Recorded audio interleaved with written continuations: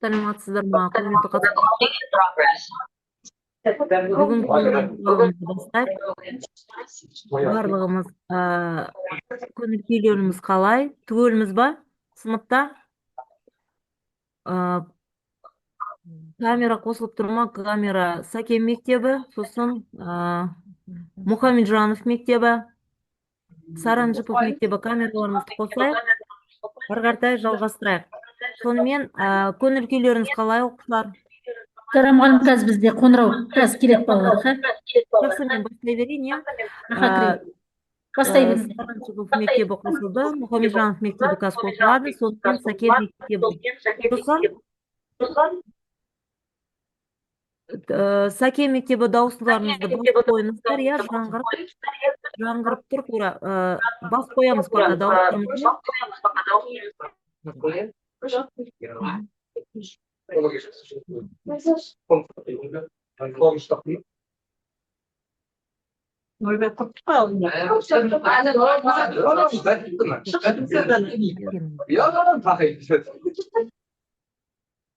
Сонымен алдарыңызда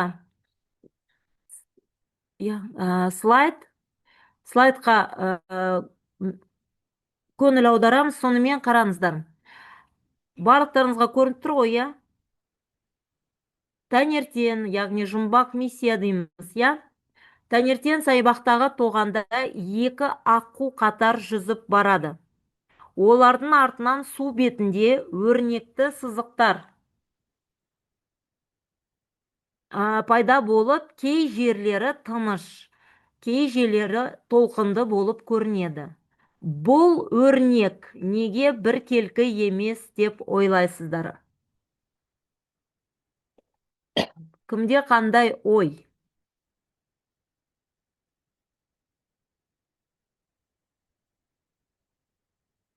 Ал талқылайық, осы жұмбақ миссияны талқылайық. Бұл өрнек неге біркелкі емес деп ойлайсыздар? Міне, екі аққу, иә? Сіздердің алдарыңызда көрініп тұр ма? Көрініп тұр, иә? Қараңыздар. Аққудың артынан су бетінде өрнекті сызықтар пайда болды. Қараңыздар, иә? Ал кей жерлерде тыныш, мына жақтарда жоқ. Бұл өрнек неге біркелкі емес дейді? Мына, неге барлық жерде ол таралмайды? Неге тек аққудың жанында? Неге онда аққудың жанында, мына жерде артында өрнекті сызықтар бар, ал мына жерде біркелкі болып тұр? Неге аққудың жанында да біркелкі болмайды? Кімде қандай ой? Не құбылыс, не қарастырып жатырмыз? Сонымен жаңа тарауды бастап жатырмыз, иә?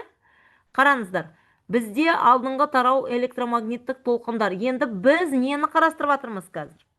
Қандай құбылысты қарастырып жатырмыз? Не мына өзеннің үстінде? Мына аққуларда не кетті? Қалай сызықтарды атаймыз? Толқын, иә? Толқын таралып жатыр. Яғни, қараңыздар, бұл жерде жаңа тарау басталып жатыр, толқындық оптикаға байланысты сұрақ.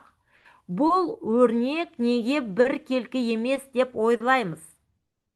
Қалай ойлайсыздар? Бұл жерде механикалық толқындар, иә? Жаңа атап кеткендей толқындарды қарастырып жатырмыз.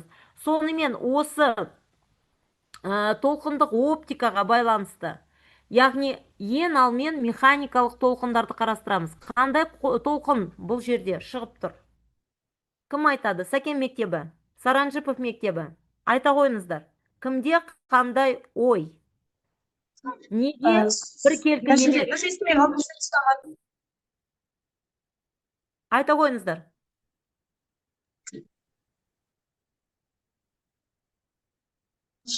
Қайталап жібересіз бе сұрақтарды? Бізде интернет ұстамай қалды. Интернет ұстамай тұр ма? Мына жерде сіздерде қараңыздар. Жұмбақ беріліп тұр.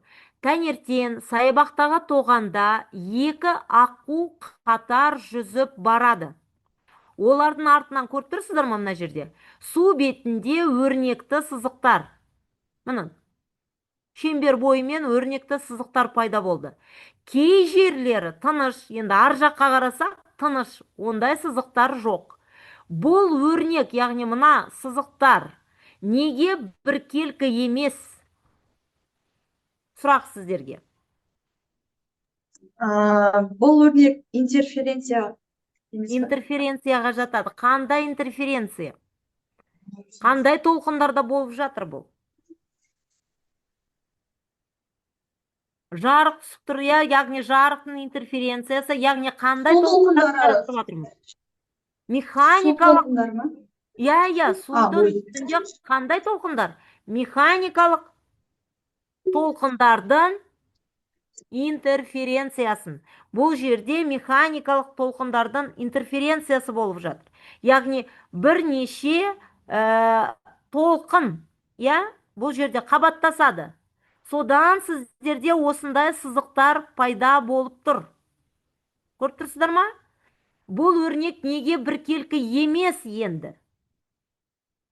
Яғни осы толқынның амплитудасы бара-бара өшеді. Яғни біздің тақырыбымыз, бүгінгі сабақтың тақырыбымыз, сабақ соңында су бетіндегі екі жарық көзінен интерференция мен дифракцияны бақылау үшін лямбда Д, Л және фазалық сәйкестіктің маңызын түсіндіріп, шарттарды есептей аласыздар. Яғни бүгінгі біздің тарау, тақырып жаңа тарау басталады. Жаңа тарауымыз ол толқындық оптика, жазып қоямыз бүгінгі күнді, толқындық оптика басталады. Мына жерде біз жаңағы қарастырып отырғанымыз механикалық толқындығын қарастырамыз. Енді толқындық оптика дегеніміз, толқындық оптика дегеніміз, оптикалық құбылыстарды жарықтық толқындық табиғаты негізінде түсіндіретін, білесіздер, ол оптика болып табылады. Жарық толқындары электромагниттік, яғни жарық толқындары ол электромагниттік толқындарға жатады. Олар электромагниттік толқындардың оларға барлық қасиеттері тән. Толқындық оптика бөлімінде жарықтың интерференция, дифракция және поляризация құбылыстарын қарастырамыз. Жаңағы біздің аққудың ретінде көріп тұрғандай, сіздер толқынды көріп тұрсыздар. Енді осы толқынға қарастырсаңыздар, жарықтың электромагниттік толқындар, жарық бізде электромагниттік толқындарға жатып тұр, және де мына жерде механикалық толқынды қарастырып отыр. Механикалық толқын дегеніміз бойлық және қандай болады бізде? Көлденең, бұл жерде сіздерде толқындық таралуы және жарықтың түсуін көрсетеді. Енді қараңыздар, мына жерде сөз тұр. Таңертең саябақтағы тоғанда. Таңертең болса, бізде не түсіп тұр? Күннің жарығы түсіп тұр. Осы жарықтың ретінде мына тоғанда неліктен жаңағы аққудан олардың артынан су бетінде өрнекті сызықтар пайда болатынын қарастырып жатырмыз. Сондықтан бұл неге біркелкі емес деген ой туғызады. Неліктен сонымен болып жатыр? Интерференция құбылысы, дұрыс па? Яғни біздің сабақтың тақырыбы, бүгінгі жазып қойыңыздар, жарықтың интерференциясы, жарықтың дифракциясы болады. Яғни жаңағы бізде бірнеше толқын көзінен қандай да бір ортада механикалық толқын тудыратын болса, олар бір-біріне тәуелсіз. Біз жаңа көрдік қой, міне. Толқындардың таралуы және олардың бір-біріне тәуелсіз көрсетеді. Толқындардың интерференциясы екі немесе бірнеше когерентті толқынның қабаттасу кезінде олардың қортқы амплитудаларының артуы немесе кемуі пайда болады. Бұл жерде қараңыздар, бүгінгі сабақтың негізгі шарттары, яғни біз бұл шарттарды интерференция басқаруға мүмкіндік береді. Ең алдымен қарастырып жүрейік негізгі шарттарын. Ең бірінші бізде толқын ұзындығы, осы көздер арасы когеренттік деген ұғымдарды қарастырып алайық. Сонымен толқын ұзындығы. толқын ұзындығы су бетіндегі жолақ аралығын белгілейді. Қысқа айтқанда, лямбда жолақтарды тығыз, ұзын жолақтарды сирек етеді. Яғни, қысқа толқын ұзындықтары жолақтарды тығыз қылдырады, ұзын толқын ұзындығы жолақтарды сирек етеді. Көздер арасы. Көздер арасы деген жол айырмасы өзгертеді. Енді кейбір кітаптерде бізде дельта L дейді, біз D деп алдық. Көздер арасы D жол айырмасын өзгертеді, орташа D интерференцияны айқын көрсетеді, ал үлкеніне өте кіші D үлгіні бұлдыратады. Яғни қарастырып отырсақ, жаңағы суретте бұл жерде айқын көрсетеді, егер толқын ұзындығы лямбда үлкен болса және кіші болса дейміз. Ары қарай кеттік. Жолақ аралығы. Осы формуланы жазып отырыңыздар, осы формулаға слайдта есептер болады. Сонымен жолақ аралығы көрші жарық және қараңғы аймақтарының арақашықтығы. Бұл интерференциялық жолақ. Дельта X тең дельта L бөлінген D. Бұл жерде сіздерде сурет тұр. Лямбда толқын ұзындығы. L экран қашықтығы. D көздер арасы. Енді қараңыздар. Көрініп тұр ма сіздерге? Осы слайдпен жұмыс жасайық. Формула үлгінің өлшемін алдын ала болжауға мүмкіндік береді. Мына формуланы жазып қойыңыздар. Осы жерден лямбда 600 нанометр лазерді 0,5 миллиметр тесіктер арқылы 1,5 метр экранға түсіргенде жолақ аралығы 1,8 метр шамасында шығады. Сондықтан да мына жерде 600 нанометр лазер 0,5 миллиметр тесіктер арқылы 1,5 метр экранға түсіргенде жолақ аралығы 1,8 миллиметр шамасында шығады. Бұл жерде қараңыздар. Аралық, сосын лямбда және сіздерде 1,5 экранға түсірген жолақ аралығы және экран қашықтығы берілген. Егер мына формуланы қарап тұрсаңыздар, дельта X нешеге тең болды дейді. Кім айтады? Сіздерде мысал уже берілген. Дельта X деген осы мысалдан, формулада дельта X нешеге болып тұр? Кім осы есепті түсінді? Осы слайдқа қарап жолақ аралығын қарастырайық. Міне сіздерде экранда беріліп тұр. Жарық жолақ аралықтары. Енді экранға дейін, қараңыздар, экранға дейін сіздерде неше бұл беріп тұр? 1,5 метр. Дұрыс па? Ал тесіктер арқылы дейді. Яғни мына тесіктер арқылы олардың аралығы неше болып тұр? Жолақ аралығы сіздерде дельта X, лямбда L. Көріп тұрсыздар ма? Лямбда сіздерде 600 нанометр, L үлкен, экран қашықтығы 1,5 метр, сонда жолақ аралығы нешеге тең болады дельта X? Дельта X-ымыз 1,8 миллиметр болады. Мұна есепке мысал сразу келтірген лямбда. Жазып алыңыздар бұл есеп формуланы дельта X, потому что мен қазір слайдпен жүргізіп жатқанда мұна формула жұмыс жасайды слайдқа қарап. Дельта X-тен лямбда көбейтілген L үлкен бөлінген D. Қасына жазып қойасыздар. Дельта X жолақ аралығы, лямбда сіздерде толқын ұзындығы метрмен, L экран қашықтығы, D көздер арасы. Бізде D 0,5 миллиметр. Сондықтан да жолақ аралығы 1,8 миллиметр шамасында шығады. Келесі. Жазып алдық па? Формуланы жазып алдық па? 18 микро. 18 Жауап 18 микрометр. микрометр болып саналады. Тамаша. Бұл жерде енді қараңыздар. Ә, келесі слайдқа қарасаңыздар, дельта x үлкейту үшін қай шаманы арттырамыз? Формуланы жазып алдыңыздар ғой сіздер. Осы формулаға қарап, сіздер көріп тұрсыздар ғой. Фазалық айырымы бізде дельта фи. Дұрыс па?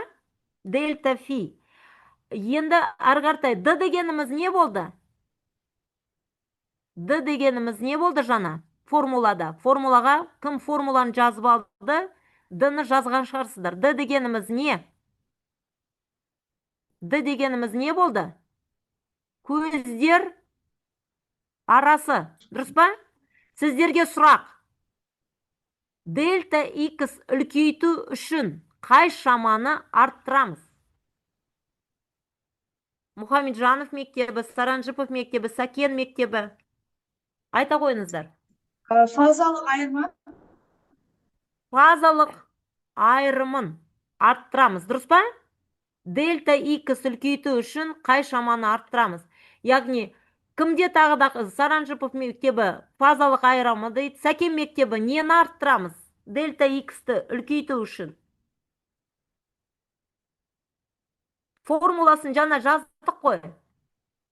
Дельта x үлкейту үшін қай шаманы арттырамыз? Осы 4 шамадан. Формулада 3 шама болды. Қайсыны Толkun үлкейтеміз? uzunluğunda arttırma buladı.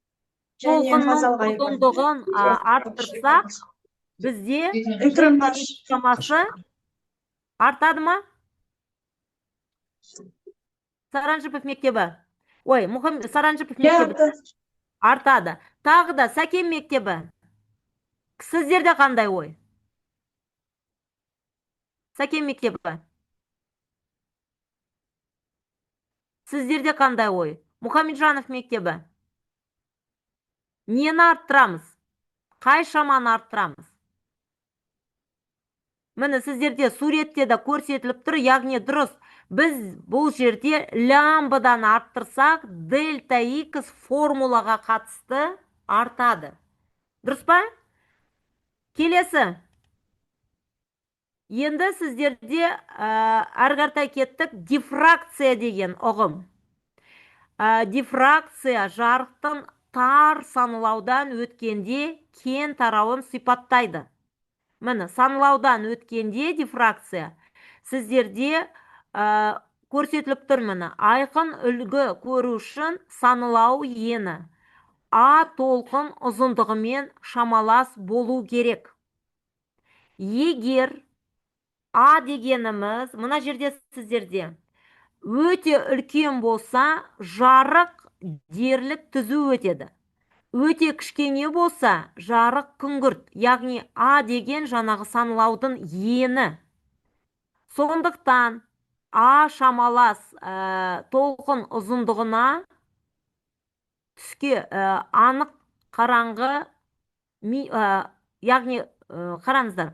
Сондықтан А шамалас лямбдаға шарт түске анық қараңғы минимумдар береді. Мына жерде көріп тұрсыздар ма? Егер үлкен болса, түзу өтеді. Өте кішкене болса, жарық күңгірт болады. Яғни, егерде еніміз толқын ұзындығына тең болса, шарт қараңғы минимумдар береді. Яғни бізде кішкене жарық күңгірт болып шығады. Бұл жерде шартты түсініп отырсыздар ғой, Міне сіздерде жарықтың дифракциясы. Егер бір кішкентай санылаудан өтсе, ал санылаудың ені А деп белгілесек, онда сіздерде егер ені үлкен болса, түзу өтеді, ал өте кішкене болса, күңгірт болып көрсетіледі. Келесі. Енді үш ұғымды берейік. Жол айырмасы, фаза айырмасы, интерференция. Енді көбінесе мына жерде фаза айырмасымен кетеміз қазір. Екі көзден бір нүктеге дейінгі қашықтықтардың айырмасы дельта деп аталады. Ол толқындар қанша кешігіп келетінін сандық береді және лямбда мен салыстырылады. Дельта дегеніміз. Енді сіздер кітаппен жұмыс істейік, осы жерден сразу кітапты аша қояйық. Сіздерде параграф 12, жарықтың интерференциясы, жарықтың дифракциясы. Енді осы жерде екі толқынның интерференциясы кезіндегі максимум және минимум шарттарын қарастырасыздар. Бұл жерде қарасаңыздар 74-75 суретті қарастырайық. Сонымен мен Сәкен мектебіне максимум шартын түсіндіреді, максимум шартын түсіндіреді, минимум шартын Саранжипов мектебі түсіндірсін. Және әрі бұл жерде сіздерде фаза айырымы дегенді Мұхамеджанов мектебі әкетсін. Бірақ сіздерде барлығы екінші жоспарда жазылып тұр. Жол айырмасы дегеніміз не? Фаза айырмасы және интерференция және шарттар берілген. Енді сіздерге оқушылар осы екінші жоспарды егжей-тегжейге дейін талқылайық. Жол айырмасын тағы да айтамын, Сәкен мектебіне бердім, сурет бойынша қарастырып, жол айырмасын айтады. Фаза айырмасын сіздерге Саранжипов мектебі және интерференция құбылысын Абай мектебі бар ма? Абай мектеп, осы шақ мектеп қоя мені. Онда осы үш мектепке интерференция құбылысын Мұхамеджанов мектебіне берейін. Және мына жерде сіздерде слайд тұр. Осы слайдқа сүйеніп, кітаптегі екінші жоспарға сүйеніп, әр қайсымыз өз ұғымдарымызды түсіндірейік. Сұрақ түсіндікті ма? Жол айырмасы, фаза айырмасы, интерференция. Сәкен мектебі жол айырмасын қарастырады, фаза айырмасын Саранжипов мектебі және интерференция құбылысын шарттармен Мұхамеджанов мектебі. Әр қайсымыз осы ұғымды түсіндірейік. Уақыт кетті, бастай беріңіздер. Дәптерде болсын, дәптерді сосын фотоотчет ретінде жібересіздер. Сұрақтарыңыз бар ма? Сұрақтарыңыз болмаса, жұмысты бастайық. Екінші жоспардан бүкіл мәліметті аламыз, сосын өз ұғымдарымызды қарастырайық. Жол айырмасы, фаза айырмасы, интерференция дегенді.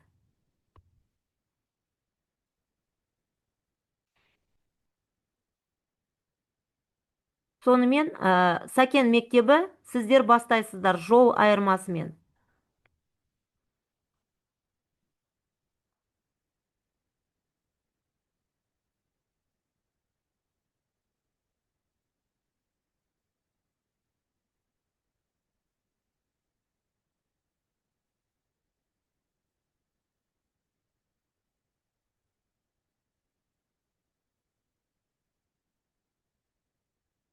Сәкен мектебі бастай ойыңыздар.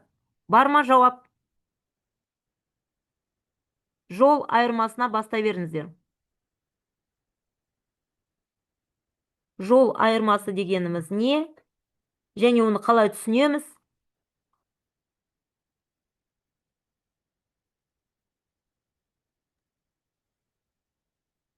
Бастай қойыңыздар. Бір оқушыны тұрғызып, бастай қойың.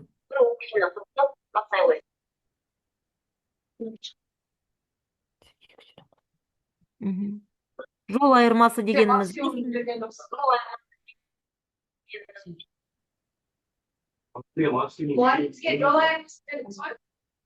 ау?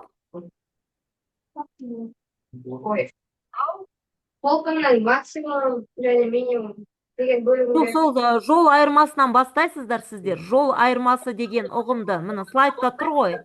Одан кейін арқашай жалғастыра бересіздер. Жолдың айырмасын қалай түсінесіздер?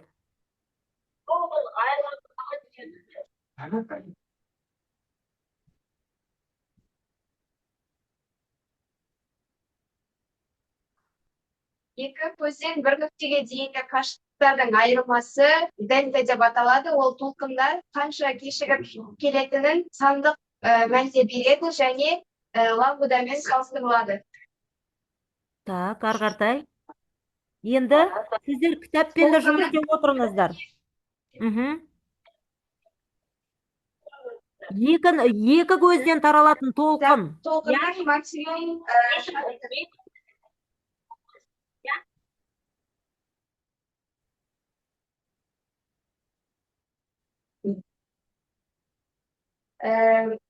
толқынның формуласы дельта I тең I1 минус I2 тең К ламбда. Бұл жердегі дельта L дегеніміз толқындардың таралу жолдарының айырымы деп аталады. К дегеніміз 0, 1, 2, 3, яғни кез келген натурал сандар. Дельта жолдардың айырымы, дельта D да жолдардың айырымы болады. Толқындардың айырымы студенттердің айырымына сәйкес келеді. Бұл жердегі формула пи тең 2пи бөлінген т көбейтілген т. Ол тең болады 2пи бөлінген т көбейтілген т тең болады 2т. Максимум сіздер фазалардың айырымына кетіңіздер. Яғни біздерде мына жерде қараңыздар. Жол айырмасын қарастырып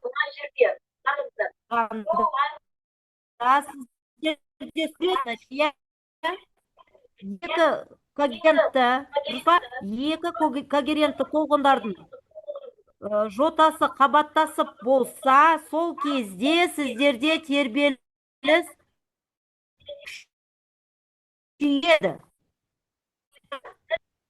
Суретте көрсетіліп тұр мына. Толқындардың сын нүктесінде кездесуі.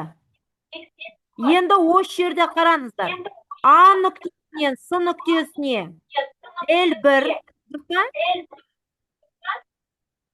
міне осылай нана кетесіздер. А нүктесінен С нүктесіне L1 дегеніміз сонда бірінші қашықтық және Б нүктесінен С нүктесіне екінші қашықтық. Енді осы екі ара қашықтықтардың айырмасы сіздерге жол айырмасын береді. Дұрыс па? Осы қашықтықтардың айырмасы жол айырмасы. Дұрыс айтасыздар. Әрі қаратай, енді осы жол айырмасының максимум шарттарда қалай орындалады формуласы? Жаңа атап кеттіңіздер. Дельта N тең болады L1 минус L2 тең болады К ламбдаға. К ламбдаға бұл максимум шарты. Дұрыс па? Максимум шарты. Енді толқындардың таралу жолдардың айырымы неге сәйкес келеді? Келесі Саранжипов мектебі. Неге сәйкес келеді екен? Саранжипов мектебі. Жол айырымы неге сәйкес келеді? Жол айырымын міне қарастырдық. Жол айырмасын. Айырмасы емес па? Жоқ, сіздерде фаза айырмасы. Жол айырмасы Сакен мектебі кетті. Фаза айырмасы. Біз жол айырмасын қарастырдық. Енді ол сәйкес неге келеді? Фаза айырмасына. Дұрыс па? Фаза айырмасына. Сіздер суретті қарастырып отырыңыздар. 74-ші сурет, 75-ші суретті қарастырып отырамыз. Біз жаңа Сакен мектебі максимум шартын қарастырды. Енді фаза айырмасында осы максимум шартқа байланысты формуласы, яғни фаза айырмасы неше пиға тең? Фаза айырмасы 2 пиға. Сәйкес келеді дедік қой. 2 пиға ма? 2 пиға сәйкес келеді. Бұл максимум шартта 2 пиға сәйкес келеді. Дұрыс. Енді ары қаратай фаза айырмасы дегеніміз не болып саналады? Слайдта да тұр және суреттен қарап қарастырып қоямыз. Фаза айырмасы ол екі толқынның қатысты тербеліс күштерінің айырмашылығын көрсетеді. Мысалы, былай мысал ретінде айтсам, екі адамның бірдей әткеншекте теңселіп тұрғаны. Ол фаза айырмасы. Фаза айырмасы бізде толқынға қатысты болып тұр, иә? Енді толқынға қатысты бізде формуласы қалай болады сонда? Фи тең, слайдтан көріп тұрмыз ба? Фи тең 2 пи дельта дегеніміз не болып тұр? Дельта дегеніміз не? толқын ұзындығы. Толқын ұзындығын көбейту. Жоқ, дұрыс айтасыздар. Дельта дегеніміз не дедік? Дельта L жаңа Сәкен мектеп Толқын айтып ұзындығы. жоқ, лямбда ол толқын ұзындық. А дельта L дегеніміз не? Мына жерде сіздерде слайдта да көрсетіп тұр. Фи тең 2 пи дельта бөлінген лямбда. Дельта дегеніміз не? 2 пи дельта. Дельта дегеніміз жол айырмасы ғой. Я? Жол айырмасы. Яғни 2 пи дельта L бөлінген лямбда. Егер фи 0 жақын болса, толқындар бір мезгілде өркешке жетеді дейді, я? Дұрыс па? Түсініп отырмыз ба мына жерде? Сіздер суретке қарайсыздар. 79 бетте. Және слайдқа қарап формуласын айтасыздар. Байланыстырып отырасыздар. Түсініп отырсыздар ма? Саранжипов мектебі түсіндік па? Фидің мәнін айттық. Фи бізде 2 пиға таралады, дұрыс па? Фи тең 2 пиға. Енді толқындардың таралу жолдарының айырымы тербелістердің фазалар айырымына сәйкес келеді деп жазылып тұр да. Фи тең 2 пиға. Енді фи дегеніміз не? Фи дегеніміз негізі жол айырмасы фаза айырмасына айналады, яғни фи тең 2 пи дельта L бөлінген лямбда болып саналады. Енді Мұхамеджанов мектебі. Интерференция. Біз жаңа фаза айырмасын айттық. Не шарт қайтып атырмыз барлығын? Максимум шарт қайтып атырмыз. Дұрыс па? Сонда интерференция жолы қалай жазылады? Интерференция деген мына жерде қалай бақыланады? Толқындардың интерференциясы. Кітаппен жұмыс істеуді үйренеміз. Интерференция. Мұхамеджанов мектебі. Интерференцияны қалай түсініп жатырмыз? Мысалы, жол айырмасын, фаза айырмасын атап кеттік, кішігірім ұғымдарды атап кеттік. Интерференцияны қалай түсінеміз?